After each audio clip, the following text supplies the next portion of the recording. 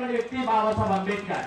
ఆనాడు బాబాసాహెబ్ అంబేద్కర్ మన కోసం అక్కడ సత్యవచనం చేస్తూ ఆనాడు ఒక పక్కన బాబాసాహెబ్ అంబేద్కర్ మనకు రిజర్వేషన్లు కావాలి, మా హక్కులు కావాలి, మేము చదువుకోవడానికి విద్య లేదని చెప్పి ఆ రోజున మాట్లాడుతూ ఉంటే గాంధీ అంటాడు, అబ్బే అందరూ సమానమేనండి, అందరూ సమానంగానే ఉన్నామండి, మా దేశం అలాంటిది లేదని చెప్పినటువంటి పరిస్థితి. ఇంకో పక్కన మా మధ్యన ఇవన్నీ మా గొడవలు ఎందుకండి, మా ఎడగొట్టేది మేము వెళ్ళిపోతామని చెప్పే పరిస్థితి.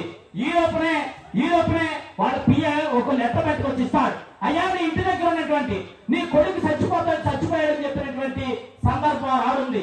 అప్పుడు అంబేద్కర్ అడుగుతాడు, నా కొడుకు చచ్చిపోయాడా అని. చచ్చిపోయాడు సార్ అంటే అప్పుడు ఒకే మాట మాట్లాడతాడు, సరే ఇంటికి వెళ్తే నా కొడుకు అంత్యక్రియలు చేసుకోవడానికి తప్ప నాకు రెండో అవకాశం లేదు, చచ్చిపోయినటువంటి వ్యక్తిని మళ్ళా నేను తీసుకురాలేను, కానీ నేను ఈ సమావేశం నుంచి కనుక బయటికి వెళ్ళిపోతే ఈ భారతదేశంలో ఉండబడే నా జాతి నశించిపోతుందని చెప్పినటువంటి వ్యక్తి బాబాసాహెబ్ అంబేద్కర్. ఆ వ్యక్తుల కోసం మనం పనిచేస్తామా, లేకపోతే తీర్మానాలు పెట్టుకుని, లేకపోతే సిగ్గులు మటలు తినేసి ఇలా సైలెంట్ ఇప్పి మన పిల్లల్ని వ్యసనాలకు దూరం చేస్తామా, ఆలోచించుకోవాల్సిన పరిస్థితి ఉందనే విషయాన్ని మీ అందరికీ కూడా తెలియపరుస్తామా. పిల్లలందరికీ కూడా చేతులు జోడించి మనం చేస్తా ఉన్నా. అంబేద్కర్ జయంతి సందర్భంగా ఎవరు కూడా వివాదానికి వెళ్ళొద్దు. అంబేద్కర్ విజ్ఞానాన్ని పొందమన్నాడు, అంబేద్కర్ జ్ఞానాన్ని పొందమని చెప్పాడు. అంబేద్కర్ ఈ సమాజంలో ఉండబడే అనేక అంటాన్ని ఇబ్బందుల నుంచి బయటకు వచ్చినటువంటి వ్యక్తి.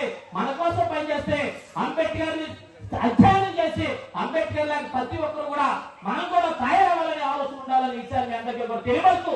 అంతేకాకుండా మళ్ళా వచ్చే సంవత్సరానికి కల్లా ఈ రాష్ట్ర ఏదైతే ర్యాలీలు ఇవన్నీ కాకుండా ఒక మంచి సభా కార్యక్రమాన్ని ఏర్పాటు చేసి మీరందరూ కూడా ఆ మీటింగ్ లో మాట్లాడే పరిస్థితి ఉండాలనే విషయాన్ని కూడా మీ అందరికీ కూడా తెలియపరుస్తూ, పిల్లలందరూ చదవాలి. బాబాసాహెబ్ అంబేద్కర్ తినడానికి తిండి లేని స్థాయిలో చదువుకుని స్థాయికి వచ్చి భారతదేశానికే కాదు ప్రపంచ దేశానికి ఆదర్శంగా నిలబడ్డాడు. కానీ మనకి ఇలా అన్ని సౌకర్యాలు మన తల్లిదండ్రులు అవమానాలు కూడా ఇబ్బందులు పడి ఇలా నిజంగా కూలి పనులు చేసుకుని లేకపోతే కొయితెళ్ళి అక్కడెక్కడ అవమానాలు గురై మనం చదివిస్తా ఉంటే మనం ఇలా పాగులకు బానిస అయిపోయి, ఇలా డీజేలకు బానిస అయిపోయి, ఇలా పెద్ద వెహికల్స్ కొనుక్కుని ఆ వెహికల్స్ మీద యాక్సిడెంట్లకు ఇబ్బంది పడుతున్న విషయాలు కూడా మీ అందరికీ కూడా చేతులు జోడించి నమస్కరిస్తూ, ఇది కాదు అంబేద్కర్ కోరుకున్నది.